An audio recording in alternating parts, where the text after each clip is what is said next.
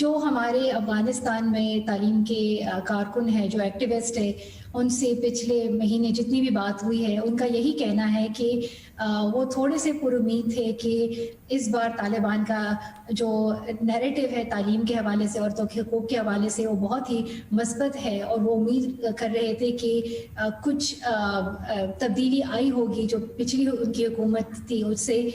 مگر آپ اگر حقیقت میں دیکھیں تو بہت ساری رپورٹ سامنے آ رہی ہے جس میں عورتوں کو وہ کام کرنے نہیں دے رہے، ان کو گھر سے باہر جانے نہیں دے رہے.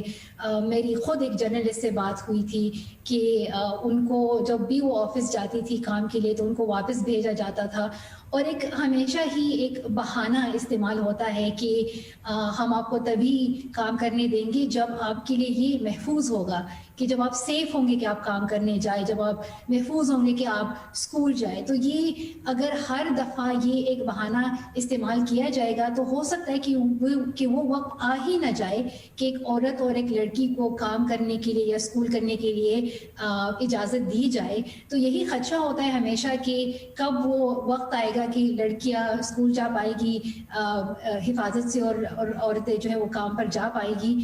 دوسری طرف یہ بھی ہے کہ جو طالبان کے لیڈرز ہیں وہاں پہ، ان کا جنہوں نے باہر ملکوں میں تھوڑا سا وقت گزارا ہے، ان کا نیریٹو کافی بہتر ہو گیا ہے تعلیم اور عورتوں کے حقوق کے حوالے سے، مگر وہ بھی تھوڑا سا ویگ رکھ رہے ہیں. وہ بھی اتنے واضح الفاظ میں نہیں بیان کر رہے کہ کیا عورتیں کام کر پائے گی. اس میں بھی انہوں نے کہا ہے کہ وہ کابینہ میں نہیں بیٹھ سکتی، یا ہر قسم کا کام ان کو وہ اجازت نہیں ہوگا اس کا.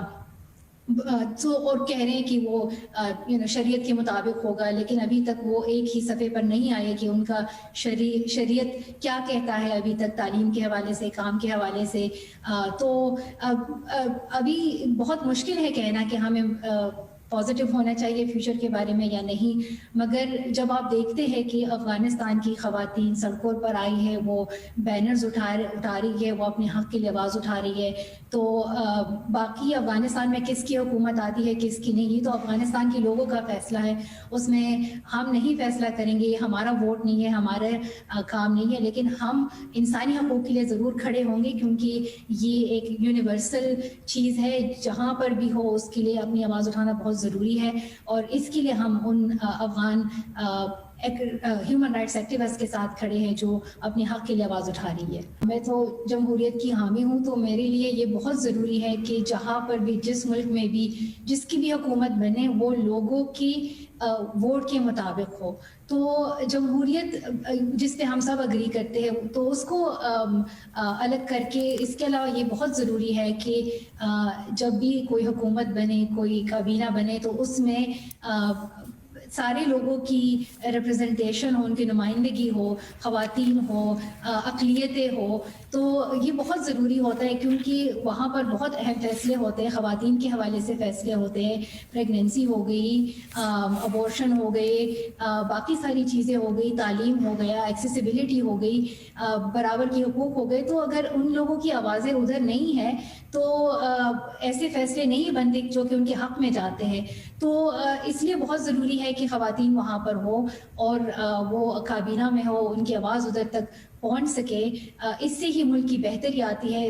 آپ جتنے بھی اسٹڈیز، ریسرچ، ڈیٹا سب کو دیکھیں، بار بار یہ ثابت کیا جاتا ہے کہ ایک انکلوسیو گورنمنٹ جو ہے وہ ہمیشہ اچھے فیصلے کر سکتی ہے، اس سے ملک بھی آگے جا سکتا ہے. ابھی بھی اکانومسٹ کی ایک رپورٹ آئی ہے جو کہتی ہے کہ وہ قومیں فیل ہوتی ہے جو عورتوں کو فیل کر دیتی ہے. تو اگر ہم نے ایک قوم کو کامیاب کرنا ہے، چاہے پاکستان ہو، افغانستان ہو، دوسری بھی ممالک ہو، تو اس میں خواتین کی کامیابی بہت ضروری ہے، خواتین کے حقوق بہت ضروری ہے، خواتین کی تعلیم بہت ضروری ہے. یہ صرف خواتین کا مسئلہ نہیں ہے، یہ پوری انسانیت اور پورے ملک کا مسئلہ ہے. یہ جو کلچر کا ڈیبیٹ ہوتا ہے، اور پھر ویسٹرن کا ڈیبیٹ جو ہوتا ہے کہ ہم معاشرے کو کتنا لبرل کریں, کتنے حقوق دیں, آئی تھنک اس میں وضاحت بہت ضروری ہے. میں خود تعلیم کے لیے بات کرتی ہوں, میں عورتوں کے حقوق کے لیے بات کرتی ہوں, لیکن مجھے اپنے کلچر پر بہت فخر ہے. پشتون کلچر ہے, اسلامک کلچر ہے, ہمارا پاکستانی کلچر ہے اور بہت ہی ڈائیورس کلچر ہے, ہمیں اس پر فخر ہونا چاہیے. اور جب ہم خواتین کی برابری کی بات کرتے ہیں, اس کا مطلب یہ نہیں ہے کہ ہم بس مطلب کسی امریکہ کے کلچر کو لے یا باہر یورپین کلچر کو لے, اور یہاں تک کہ اسلامی ممالک میں بھی کلچر بہت, اس میں آپ کو ورائٹی نظر آتی ہے. عرب کا کلچر بہت ڈفرینٹ ہے, انڈونیشیا کا بہت ڈفرینٹ ہے, پاکستان کا بھی ڈفرینٹ ہے. تو اس طرح آپ کو بہت کلچر ملتے ہیں اسلامی ممالک کے اندر بھی. تو ایک یہ آپ نہیں کہہ سکتے کہ یہ جو ہے یہ صحیح ہے اور وہ غلط ہے. تو افغانستان اور پاکستان میں یہی امید رکھتی ہوں کہ ہم اپنے کلچر کے اندر ہی اپنے لیے یہ ڈیفائن کریں گے کہ برابری کیا ہوتی ہے, برابر کے حقوق کیا ہوتے ہیں, اور یہ ممکن ہے کہ ہم عورتوں کے حقوق کو محفوظ کر پائیں گے اپنے کلچر کے اندر. ہم دیکھ رہے ہیں کہ بہت ساری بچیاں اسکول جا پا رہی ہے پاکستان میں, اور افغانستان میں بہت ساری بچیاں اسپورٹس میں شامل ہو رہی ہے, بہت ساری بچیاں کابینہ میں آ رہی ہے, اور بہت ساری خواتین جو ہے وہ حکومت میں آ رہی ہے, وہ اپنا کردار ادا کر رہی ہے. ہمارے ہاں ہم تو دیکھ رہے وہ اولمپکس میں بھی جاتی ہے, وہ ماؤنٹینئرنگ بھی کرتی ہے, وہ ریکارڈز بھی بنا رہی ہے. تو یہ تو بالکل ممکن ہے کہ ہم اپنے ہی کلچر, اپنے ہی مذہب کے اندر خواتین کے حقوق کی حفاظت کرے اور ان کو وہ حقوق ملے. تو یہ کوئی, اس میں کوئی کلیش نہیں ہے, اس میں کوئی تضاد نہیں ہے. بندہ سوچتا ہے کہ کہاں سے شروع کرے, کس پہ انگلی اٹھائے, تو یہ تو بہت ہی ایک لمبا مباحثہ ہوگا اس پہ. مگر یہ بہت ضروری ہے کہ ہم اس میں یاد کریں کہ جو عوام ہے, جو عام لوگ ہیں, وہ سب سے زیادہ اس میں ٹارچر ہوتے ہیں, سب سے زیادہ وہی ٹارگٹ اور وکٹم بنتے ہیں. یہ وہی لوگ ہیں جو اپنے گھروں سے بے گھر ہو جاتے ہیں, یہ ان کی جانیں بھی جاتی ہے یا اپنے گھر والوں کو کھو بیٹھتے ہیں. تو بہت ضروری ہے کہ ہم ان کے لیے سوچیں, خاص طور پر بچوں کے لیے سوچیں. بہت سارے بچے ہیں جو اس جنگ میں پیدا ہوئے ہیں, اور ان کو ابھی تک سمجھ نہیں آ رہا ہوگا کہ کیوں ان کے ساتھ یہ ہو رہا ہے, کیوں باہر ملکوں کی جنگیں ان کی زمین پر ہو رہی ہے, کیوں ان کے اپنے ہی لوگ ان کو ناکام بنا رہے ہیں اس امن کی, اس جنگ میں. تو مگر اس وقت جو ہو رہا ہے, ہم مطلب حساب کتاب ہونا چاہیے اور ایک دن ہونا چاہیے, مگر اس وقت یہ بہت ضروری ہے کہ ہم ارجنٹ سلوشن پر فوکس کریں. یہ بہت ضروری ہے کہ جو لوگ ابھی خطرے میں ہیں ان کو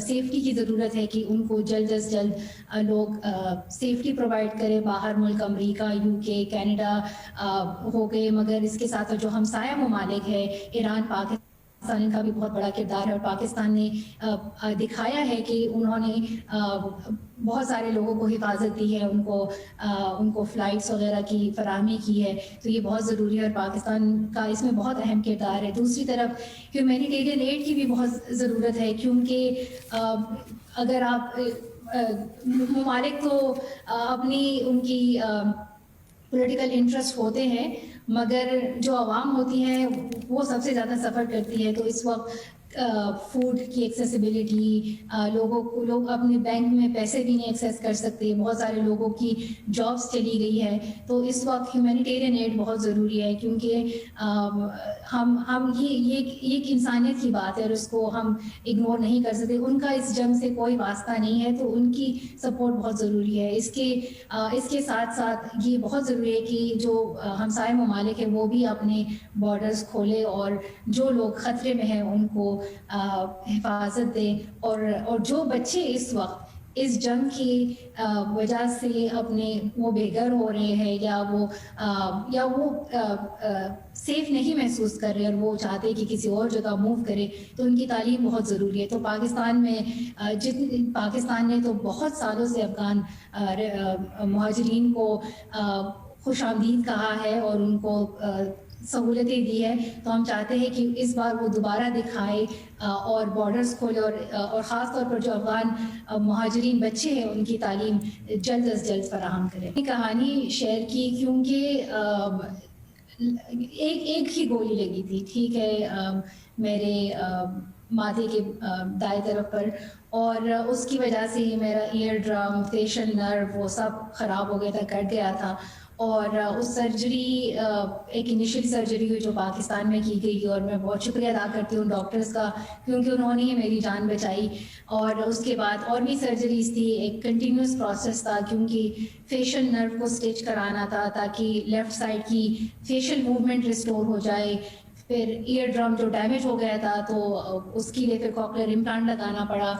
और फेशियल नर्व ऐसी चीज़ें जो कि एक बार मतलब कट जाए, दोबारा आप रिपेयर करें, थोड़ी सी मूवमेंट आ जाती है, बट फिर भी वो उस जो पिछला वाला होता है उसकी तरह नहीं बनता.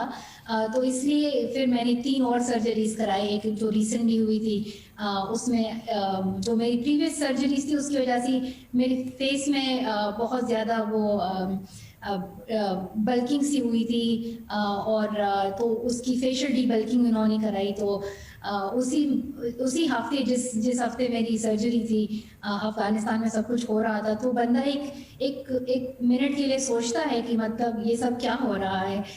बहुत सारे लोग हैं जो कि इस बहुत ही लंबे जंग के शिकार हो गए हैं, वो बेघर हो गए हैं, उन्होंने अपने हमसायों को, अपने दोस्तों को खोया है. वो उनको समझ नहीं आ रहा कि वो क्यों इस जंग के माहौल में रह रहे हैं. स्वात में जो हुआ वो 2 साल हुआ, वो तो मतलब 2 साल के लिए था और 10 साल पहले की बात है. मगर अभी भी लोग अपने उन दोस्तों को याद करते हैं जो वो खोए हैं उस वक्त में. और अभी भी स्वात के बहुत सारे बच्चे जब वो सोते हैं तो वो डरते हैं क्योंकि उनको पुरानी वो वक्त याद आते हैं. तो जंग के माहौल में रहना एक बहुत ही मुश्किल वक्त होता है, और इसका जो ट्रॉमा है वो बंदा सालों साल तक फिर उससे गुजरता है. मगर ये बहुत ज़रूरी है कि हम अमन के लिए एक हो जाए, क्योंकि अफ़गानिस्तान का अमन सिर्फ अफ़गानिस्तान के लिए अहमियत नहीं रखता, ये पाकिस्तान के अमन के लिए भी बहुत अहम है. हमारे जो कबायली इलाके हैं, जो केपी और बलूचिस्तान के इलाके हैं, वहाँ पर भी अमन के लिए ये बहुत ज़रूरी है कि अफ़गानिस्तान में अमन. और इसलिए मैं उम्मीद करती हूँ कि पाकिस्तान, अफ़गानिस्तान और भी ममालिक में सारे बच्चे और बच्चियाँ मुकम्मल तालीम हासिल कर पाए. और मैं यही उम्मीद करती हूँ कि वो दिन आए जहाँ हम कहें कि पाकिस्तान में लिटरेसी रेट 100% है और कोई भी बच्ची और बच्चा स्कूल से बाहर नहीं है. तो हम अपने मुल्क को बेहतर बना सकते हैं, हम अपने खित्ते में अमन ला सकते हैं, अफ़गानिस्तान में भी अमन आ सकता है.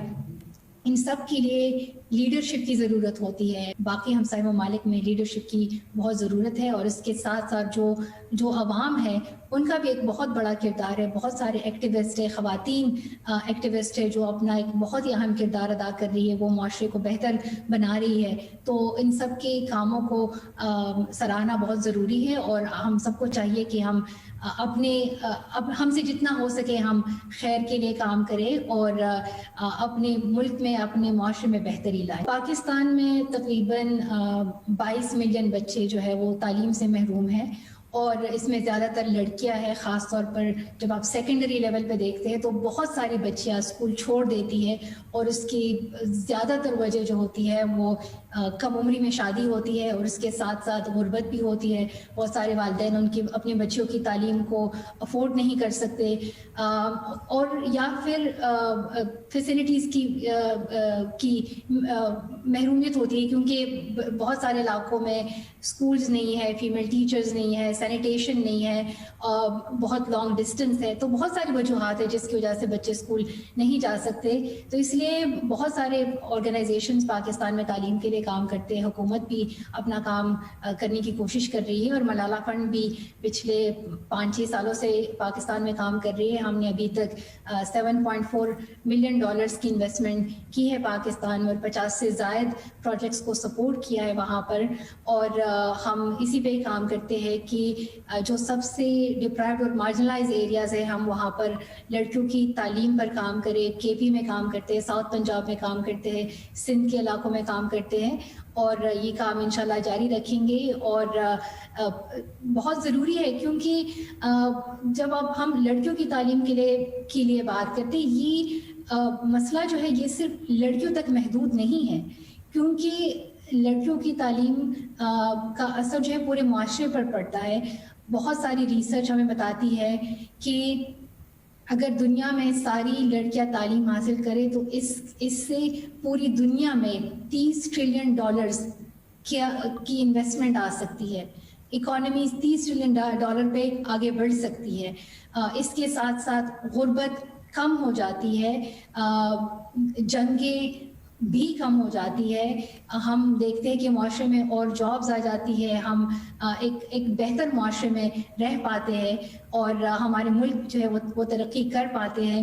ہم اگر دیکھیں ایک انڈیویجول لیول پہ اگر ایک خاتون وہ تعلیم یافتہ ہے, وہ اپنا بھی خیال رکھ سکتی ہے, اپنی صحت کا خیال رکھ سکتی ہے, اپنے بچوں کی صحت کا خیال رکھ سکتی ہے. جب وہ کام کرتی ہے تو وہ معیشت کو کنٹریبیوٹ کرتی ہے, وہ اپنے معاشرے کو کنٹریبیوٹ کرتی ہے.